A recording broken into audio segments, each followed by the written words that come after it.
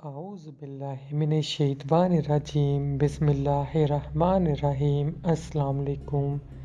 نبی پاک صلی اللہ علیہ وآلہ وسلم نے ارشاد فرمایا، 3 کام ایسے ہیں کہ جو شخص ان کو کرے گا ایمان کا ذائقہ چکھے گا۔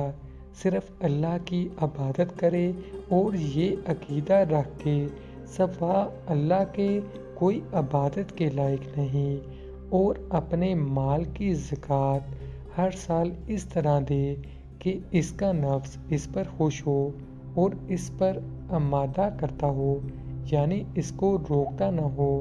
دوستو، ضرور اپنے مال کی زکوٰۃ دیا کریں، اللہ کی راہ میں خرچہ کریں، زکوٰۃ دیا کریں، صدقہ دیا کریں۔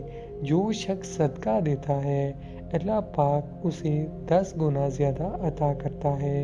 بے شمار ایسے لوگ ہیں جو اللہ کی راہ میں خرچ کرتے ہیں اور ان کو اللہ تعالیٰ دگنا پیسہ دیتا ہے۔